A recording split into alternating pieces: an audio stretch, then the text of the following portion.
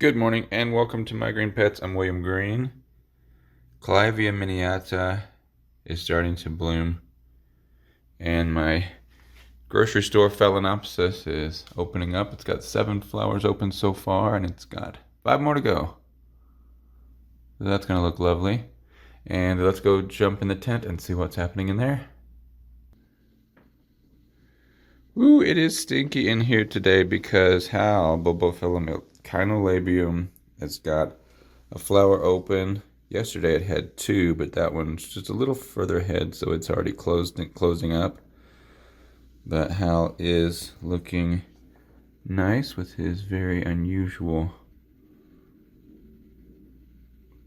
flower there. Really nice color. But smells terrible. Behind it we've got Cattleya Rex. This is Nina, I believe. And I took some nicer pictures of Nina, which I'll show you. She has, well, she's been seen by a lot of people because yesterday I took Nina to the International Carnivorous, not international, it's Colorado Carnivorous Plant Society annual meetup at Jeremiah Harris's greenhouses in Colorado Springs, Manitou Springs. It was great. There were lots and lots of vendors there. I got to see all kinds of interesting carnivorous plants for sale, including a Nepenthes clypeata, which is a really rare one. There were a couple there for sale, and one of my friends there tried to get me to buy one. I not kind of regret not buying one, but I managed to make it out of there without purchasing anything, but saw some really cool stuff. Jeremiah has this cross. This is Edwardsiana by Raja, and the pictures are as large as an American football, or even bigger. I mean, they're ridiculous. They're so large, it's almost they look fake. It's crazy. So that's going to be interesting. I managed to sell 2 plants. I sold one of my Bongso hybrids, the one with the little picture on it, and then I also sold my big Stenophila. So I've been able to free up some space. I'm so excited. Look at all this empty space in here. So that's great.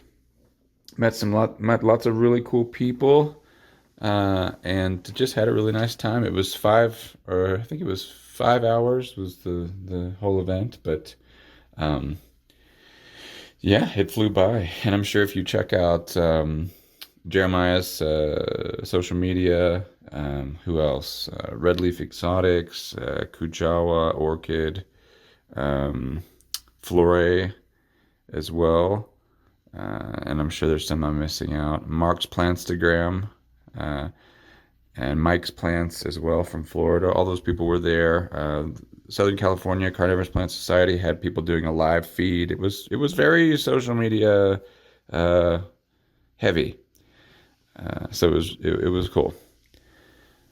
So yeah, let's look at what else is going on in here. My Masdevallia Machu Picchu is still looking lovely, and it's got its next flower on the same spike getting ready to open up. And then last week I found that it's got a new spike pushing down here. That's exciting. And hopefully temperatures will cool down a little bit because it is really starting to show some heat stress. So fingers crossed. We did have a really warm period there, but it's not over yet. We've still got all of August and September to go, so hopefully it'll be okay. My Rhyncholelia aristocrat is still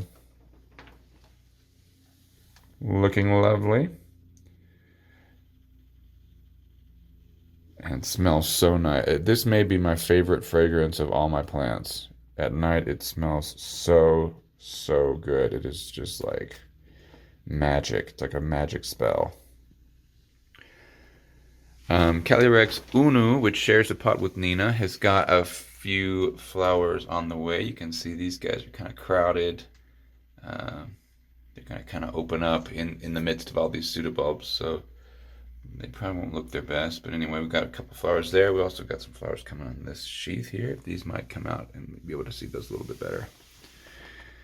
And then Cattleya Mayu down here is finishing up some squat little bulbs. There are 4 sheaths on this plant, but I don't know how many of them are actually going to push out flowers. My little Vanda is still in bloom. This is wonderful. This has been blooming pretty much since middle of June. And it's kind of starting to fade, but it still smells very nice at night. Other than that, it's mostly just growth. And these little Tillandsias, I think I showed them to you already. They're just really lovely. When you get several of them in bloom, they just kind of grab your attention with these little purple flowers everywhere. And I've got a few over here. I've got this one here. Got one over here, and then I've got some in Nina and Unu's pot here, in the Cattleya pot. So that's kind of cool. Little Pinguiculas are in bloom as well, catching lots of gnats. And then, of course, the next big wave of flowers is probably going to be these guys, the Cycnoches. Their season is coming soon. And you can see this really big fat spike back here on Cycnoches cooperi. And I am really excited about it because it is so fat. So we might see female flowers, or we might just see a really nice long spike of male flowers. Right in front of it, even more exciting, well, also very exciting, is, if I'm not mistaken, I'm counting 3 spikes on this thing. You can see 2 there, and then if you look in the crown, there's a little swelling on the right there. So I don't know if all this will come to pass, but at least 2 spikes pushing on that one. And Fire Embers is the plant, and it has really interesting mustardy yellow flowers. So 2 spikes on that are going to be pretty amazing. And once those get going, then we'll see the other cooperi bloom probably not too long after that. And then there'll just be bloom after bloom after bloom on these guys. Really excited about this Cycnoches varsovicii. The bulb is already much taller than last year's, and it's still got so much growing to do. Last year it bloomed in December, so it's gonna just keep going. I mean, I bet the bulb is at least up to here this year. It's gonna be huge. So I like the plant. I like the way that it grows because the bulb is very straight. It doesn't curve at all, but it is kind of leaning out this year. So I'm gonna probably have to support it if it starts getting really big, because otherwise it's gonna tip over.